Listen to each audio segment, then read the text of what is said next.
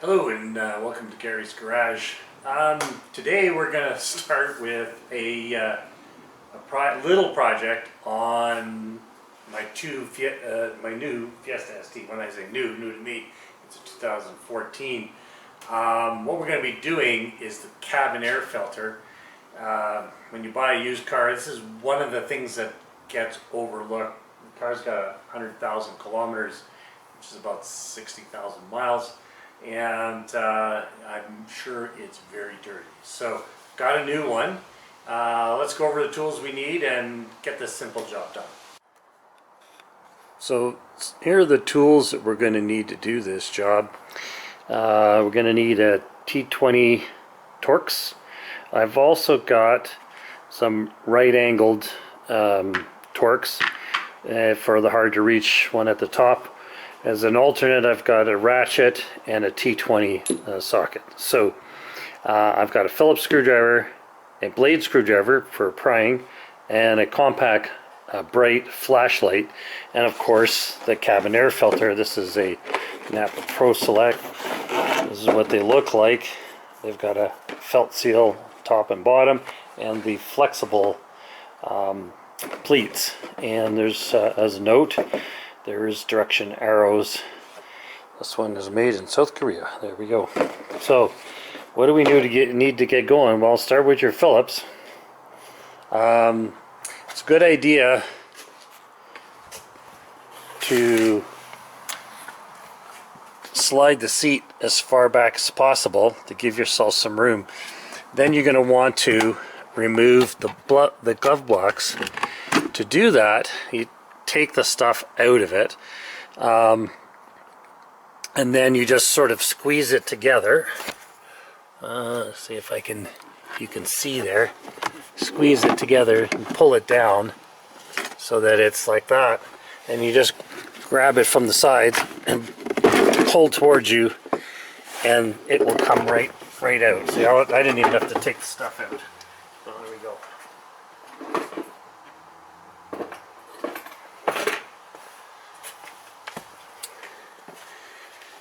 This gives you access to all the stuff, the fuse panel, relays, and so on. Also in here is the body control computer and whatnot. Okay, so let's get this this panel off. To get this panel off, there's I have one of those plastic fasteners in here. Uses a Phillips. Oops. Put it in without pushing on it. You should be able to rotate it. And get your fingers on it. Out she comes, and then you pull this guy out. Then it's just held in with some push-in tabs. I'm going to try and get you sort of situated so you can see. And what you want to do is just get your hands in here and just pull this towards you. There it goes. And it's just held on by these tabs. There's 4 at this end, and I think that's it. And then the one plastic retaining screw. So that's out. Set that aside. Now we can see the heater assembly here, and this is where the cabin air filter is. Pardon my reach. So we've got a electrical connector in here. There's just a little tab you press down, and then this wire comes out. And now it's time to get the T20. So hang on a second, let me get that. Another thing I forgot to mention is I've got a nice foamy pad here to kneel on, because you need to kneel just next to the gar, and I'm not a young chicken anymore, so we don't kneel on the ground directly. So okay, I'll fast forward through this stuff for you. Just a couple of, and there's one that's up higher, so I'm gonna have to get my head underneath. I'll try and show you.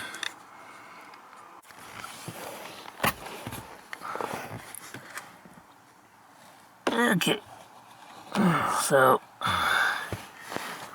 it's hard to see here, but there's my light keeps moving, falling over here. There's one right up here, so these are the two at the bottom, one up here, and then there's one right here that's hard to get to, and that's what you'll use this little guy here for, or the ratchet. I don't even think the ratchet would fit in there, but this guy here may not be too bad. So I'm going to do that.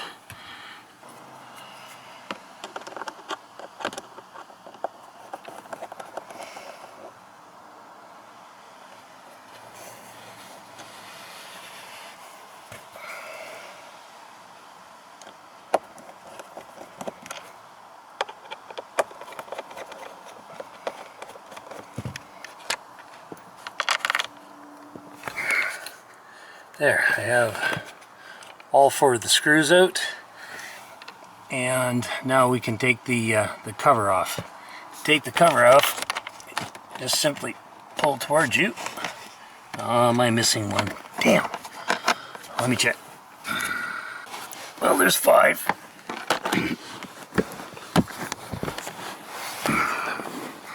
And if you can see, way up at the top, there's another one. I'm not going to be able to get the camera in and work in there. So just get that one out. That'll be the 5th one. And then we'll move to the next step. I got the 5th screw out. I was able to use the torque screwdriver in the box here, in the glove box, and reaching around. It's hard to do with here, but I was able to use the screwdriver going through the glove box to get in there. You're gonna have to look from the bottom, but once you got it out, there we are. And then now there is a wire clipped onto this, but you should just be able to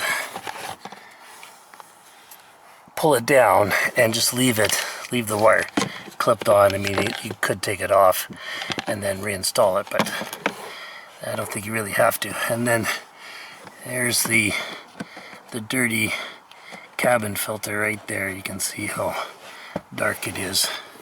So let's work on pulling it out.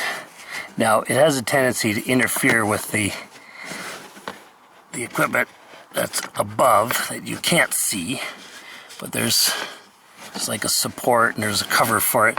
So when you go to pull it out, it doesn't actually want to come out.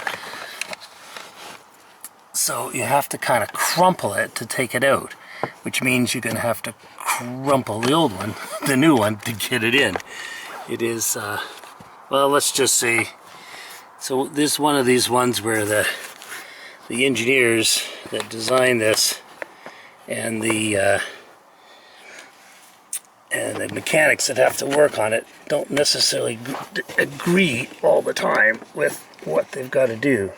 So I've got my hand on the top and I'm guiding the upper part underneath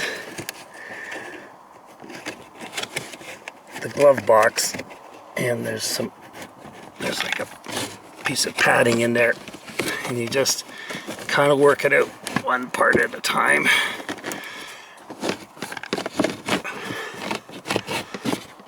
And there we go.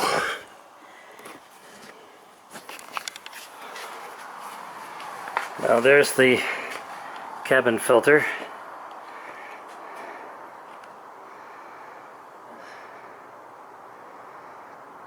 I don't know if it was replaced before, if that's a real Ford. It doesn't have a Ford symbol on it, but it's so dirty I can't tell. But side by side, you can tell that it's the same size as the new one. Now, the other thing that's handy to have is a vacuum cleaner, and I'm going to vacuum the area out before I put the new filter in. To get this filter in without destroying it, there's a few things that are in the way, and there's this felt undercover here, or fiberboard with a soft coating on it, and there's a couple of little plastic connectors. I think I can get these out with you know, with the trim tool. Just get the trim tool in there, and should be able to pop these out, and then this whole thing can come down, and then after that there's a heater duct that I think just comes out with one screw. We'll take that out, and that'll make it easier to put the filter in. So there's another one of those plastic rivets on this side. I'll take that out, and then I'll show you what the... Okay, here is the heating duct, and there's no screws to hold it on. It just sort of squeezes in place. It's got some foam wrap on it to keep it quiet, and you can see where it connects right by this wiring harness, and there's the duct. So this duct goes in there, so you just have to wiggle it out, and then just pull straight down, like straight down and out. But you kind of have to wiggle it as you go. Don't force it, so you don't want to break it, but it's pretty flexible, so you should be able to get it out. Now there should be lots of room to put that filter in. Let's see what we can do here.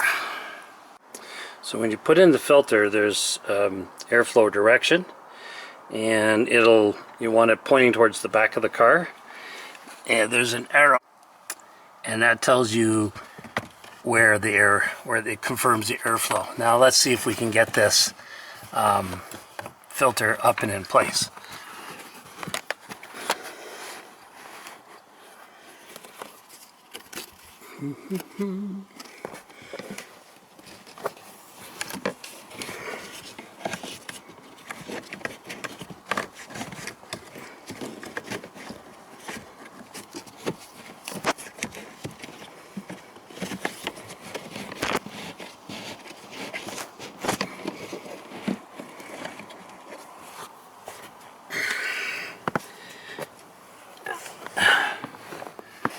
So that's got it. It's tight fitting at the top, at the bottom. So you just push it in, and there we go. Taking that duct out made all the difference. So now we're ready. We can put the cover back on.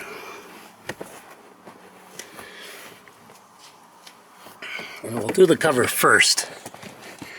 It might be easier to see. So there's a clip up the top, and you want to make sure you there's a little seal, rubber seal here, and you want to make sure that this doesn't come off, otherwise the cabin air filter won't seal. Oh, hard for me to see and shoot. Let's see if I can get under there, show you what this is like.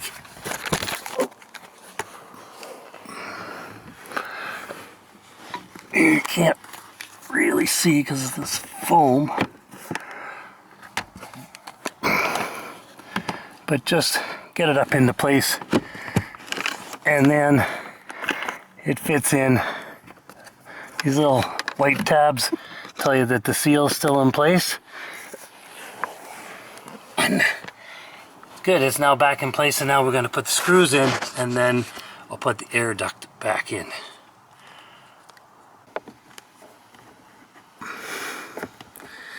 There, we're putting this front top screw in, and you can see my hand is through the glove box right in front of that body control computer.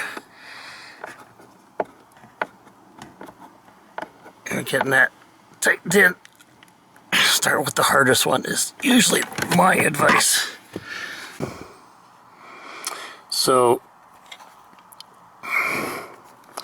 with the air duct out, that little heater duct, I can use the screwdriver for this top front screw and that makes it a lot easier to get in instead of using the sort of Allen key style Torx wrench. Alright, I'm starting at the top and working my way down. So going in the back there.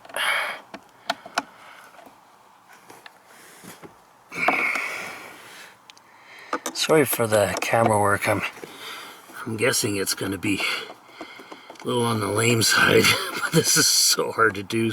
I suppose if you're a little guy, it might be easier. There we go. Get this out of the way. This is the electrical connector on the heater box. Should just go right in and snap. There we go. And the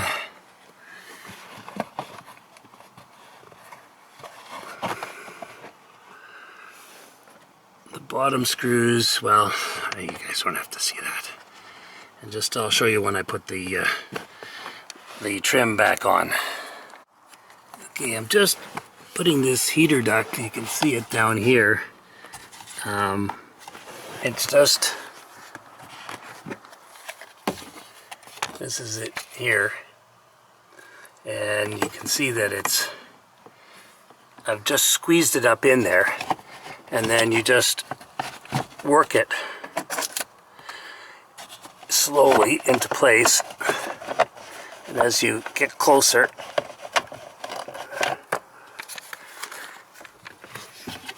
you should be able to line it up. Of course, that's easier said than done, I guess. And then that just fits together. I don't know if I can.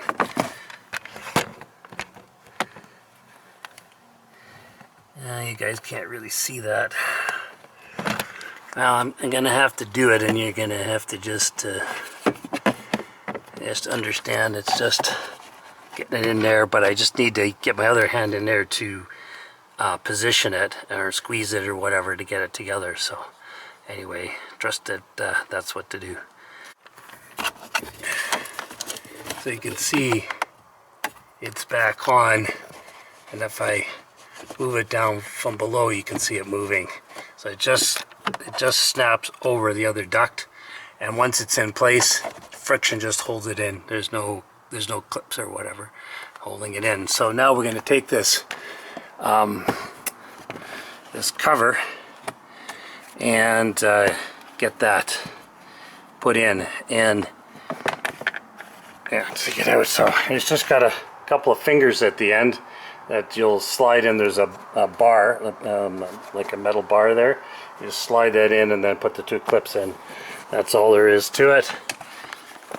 There's the metal bar, and it's got some foam wrapped on it to make it quiet. So there we go. Let's see if we can get this in.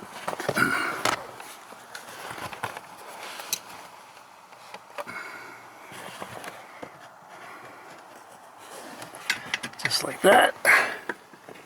Line these up with the holes, push it in, that's it. That's done. So now we got to get the trim piece. Let's see if we need a little higher. Let's see the trim.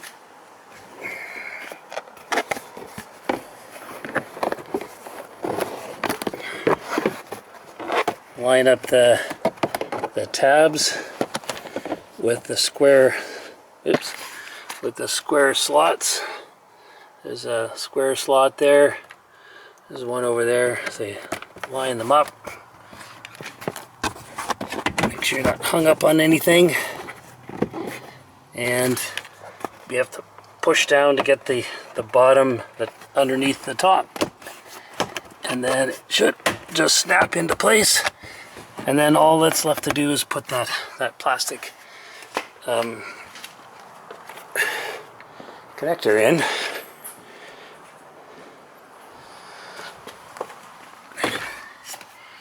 Here we go.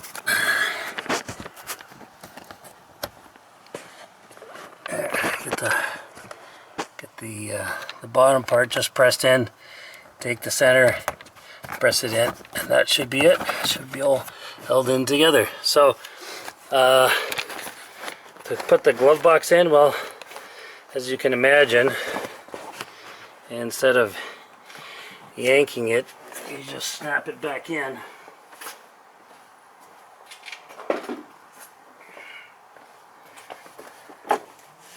There is a couple of connectors there. They're open, and you just get that in position. You can kind of feel your weight. Once it's in, they'll just push. No sense of looking at me. Well, sorry guys, not working out too good. And there it is. Just push it in and then squeeze the sides in to get these little rubber dongers through the sides that hold it from dropping down too much. And it's back together, and there's a new cabin air filter in it. So there we go. So I want to thank you for watching Gary's Garage. If you like what I'm struggling with here, please subscribe. I got a couple more projects on the Fiesta if I can ever get time. The racing season has been using up a lot of my time. I haven't been able to work too much in the garage other than on the race car maintenance and stuff like that, so I haven't been showing that. But I got a few more jobs coming in. I got a Ranger truck coming in tomorrow. We're doing a suspension lift. That may be interesting. And then on Monday I got the Acura EL back in. We're doing sway bar links. We're doing rear brake slides, clean up and re-lubricate. And there's one other thing, I can't remember what it is. So there's a bunch of stuff coming. I'll try and shoot as much as I can and get it on the site. Thanks for watching Gary's Garage.